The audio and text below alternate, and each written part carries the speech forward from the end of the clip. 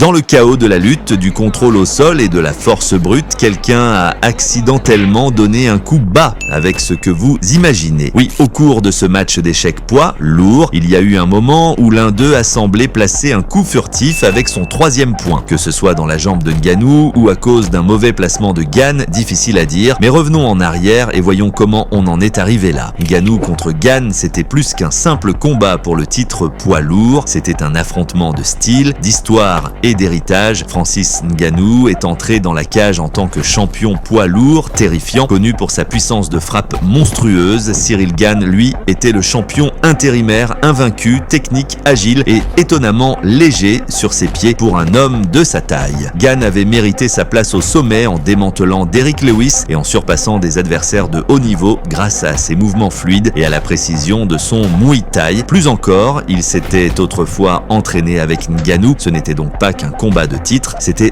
d'anciens coéquipiers devenus rivaux. Gane a bien commencé, il gardait la distance, utilisait des low kicks et des jabs rapides et paraissait clairement être le combattant le plus technique. Ngannou semblait lent, hésitant et ne frappait pas avec ses intentions habituelles de destruction. On avait l'impression que Gane se dirigeait vers une victoire au point, puis est venu le choc. Ngannou a exécuté un énorme slam, soulevant Gane et le projetant au sol. Soudainement, Francis faisait de la lutte, oui, de la lutte, et il la maîtrisait efficacement. Ce moment a complètement changé le ton du combat. Gane a essayé de garder le combat debout, mais Ngannou a continué de surprendre avec des takedowns et du contrôle au sol. Au 5e round, Gane a même réussi une mise au sol et tenté une clé de jambe, mais c'était risqué et il a finalement cédé une position dominante à Ngannou. Francis a utilisé cette opportunité pour rester au-dessus et faire tourner l'horloge. Quand la cloche finale a retenti, il était clair que ce n'était pas une performance typique de Ngannou. Il n'y a eu ni KO ni coup spectaculaire, mais il y a eu stratégie, résistance et évolution. Francis Ngannou a remporté la victoire par décision unanime, choquant ceux qui s'attendaient à une bagarre, mais ayant assisté à une performance intelligente et courageuse à la place. Et pour ce coup accidentel, eh bien, dans un sport où les genoux volent